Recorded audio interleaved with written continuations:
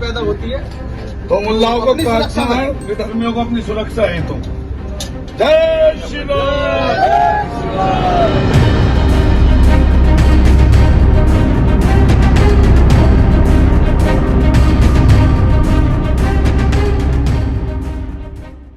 ये जो वीडियो आपने अभी अपनी स्क्रीन पर देखा, ये कोई शादी का जुलूस नहीं, ये कोई त्योहार की खुशी नहीं, ना ही ये किसी जीत का जश्न है। ये वही शख्स है जिस पर तलवारें बांटने का आरोप है। ये वही चेहरा है जिस पर भड़काऊ भाषण देने के केस दर्ज है। और ये वही काफिला है जो जेल के बाहर से निकलते ही कानून को ठेंगा दिखाता नजर आ रहा है। गाजियाबाद की थसाना जेल, जहां गुरुवार को जो कुछ हुआ, उसने एक बार फिर सिस्टम, कानून और पुलिस की भूमिका पर बड़ा सवाल खड़ा कर दिया।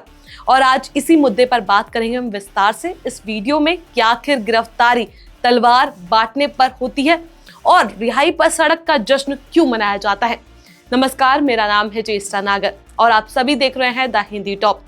हिंदू रक्षा दल के राष्ट्रीय अध्यक्ष पिंकी चौधरी और उसका बेटा हर्ष चौधरी, जिन पर घर घर तलवार बांटने का केस दर्ज था, जिन्हें पुलिस ने गिरफ्तार किया था, वही लोग जेल से बाहर निकलते ही करीब 20 किलोमीटर लंबा जुलूस निकालते हैं। जेल से निकलते ही सैकड़ों समर्थक इकट्ठा हो गए। स्कॉर्पियो, थार, फॉर्च्यूनर जैसी गाड़ियां सड़क पर दौड़ती नजर आई। चलती कारों की खिड़कियों से युवक लटके दिखाई दिए। हूटर बजाते रहे, नारे गूंजते रहे और चलती गाड़ियों से आतिशबाजी तक की गई। कानून की किताबों में इसे क्या कहा जाता है ये सभी जानते हैं, लेकिन सवाल ये है कि इसे रोकने वाला कौन था। पिंकी चौधरी खुद चलती कार से वीडियो बनाता है और कहता है, राम राम, जेल से आ गया है, फिर धर्म का काम करेंगे और मेरे साथी मुझे लेकर जा रहे हैं, आप भी देखिए। और कैमरा घूमते ही पूरा काफिला दिख जाता है। गाड़ी से बाहर लटका एक लड़का जो वीडियो भी बना रहा है और खुलेआम ट्रैफिक नियमों की धज्जियां उड़ा रहा है। इसी दौरान नारे लगते हैं, देखो देखो कौन आया, शेर आया, शेर आया।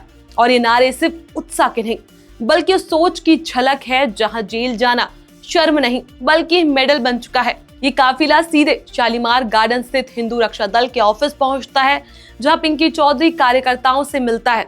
ना कोई डर, ना कोई अफसोस, ना ही कोई पछतावा। अब जरा पीछे चलते हैं और समझते हैं कि पूरा मामला शुरू कहां से हुआ। 29 दिसंबर 2025 को गाजियाबाद के शालीमार गार्डन इलाके से 21 सेकंड का एक वीडियो सामने आता है, जिसमें कुछ लोग हाथों में तलवार और परसे लिए नजर आते हैं। भारत माता की जय और जय श्री राम के नारे लगाते हैं। ये लोग एक घर के सामने रुकते हैं और बाहर निकलने वाले शख्स को तलवार थमा दी जाती है। साथ ही कहा जाता है कि आपकी बहन बेटियों की सुरक्षा के लिए है। अगर बांग्लादेशी जैसी हालत बनी तो पाखंडियों से बचने के लिए शख्स तलवार लेता है, माथे से लगाता है, नारे लगाता है और यहीं से साफ हो जाता है कि ये कोई फिल्म का सीन नहीं बल्कि असल जिंदगी की हकीकत है। वीडियो सामने आने के बाद पुलिस हरकत में आती है और 6 जनवरी को हिंदू रक्षा दल के अध्यक्ष भूपेंद्र उर्फ पिंकी चौधरी को उसके बेटे के साथ गिरफ्तार किया जाता है। इससे पहले 10 आरोपी पहले ही पकड़े जा चुके थे।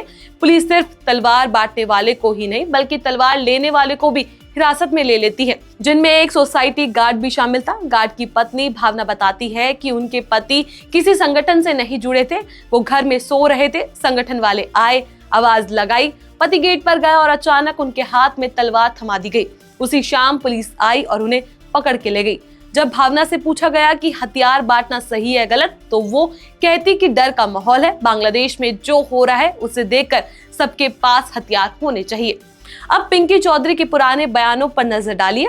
केस दर्ज होने के बाद वो फरार हो जाता है। 3 जनवरी को वीडियो डालकर कहता है कि चाहे जितने मुकदमे लगा लो, लौटूंगा तो मुंह तोड़ जवाब दूंगा। 31 दिसंबर को कहता है कि हमने वो कर दिखाया जो चाहते थे। आतंकवादियों को पता चल गया कि हिंदू अब हथियार उठाने को तैयार है। और 5 जनवरी को उसकी बेटी करुणा चौधरी कहती है कि हर घर में एक पिंकी चौधरी होना जरूरी है। यानी तलवार बांटना गलत नहीं, कानून से डरना जरूरी है और पुलिस कार्रवाई को चुनौती देना शौर्य बन चुका है।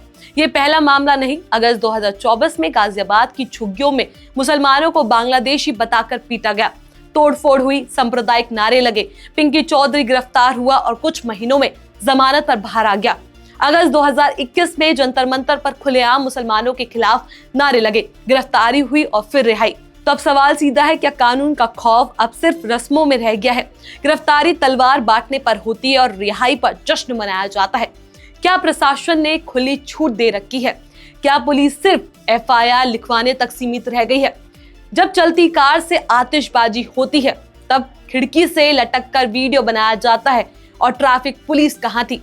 और अगर 27 मुकदमों के बाद भी कोई व्यक्ति खुले आम कानून का मजाक उड़ा रहा है, तो ये सीधे सीधे सिस्टम पर धब्बा नहीं तो क्या है? ये मामला सिर्फ एक व्यक्ति का नहीं, बल्कि उस माहौल का है जहां डर फैलाना राजनीति बन चुका है और कानून का पालन कमजोरी समझा जाने लग गया है। अगर आज ये सब जेल के बाहर हो सकता है, तो कल सड़कों पर क्या होगा? फिलहाल इस खबर में बस इतना ही। इस खबर को लेकर आपका क्या कुछ कहना है, अपनी राय हमें नीचे कमेंट सेक्शन में जरूर बताएं। ऐसी और भी वीडियोस के लिए आप हमारे चैनल द हिंदी टॉप को सब्सक्राइब कर लें। इसके अलावा आप हमें एक्स, फेसबुक और इंस्टाग्राम पर भी फॉलो कर सकते हैं।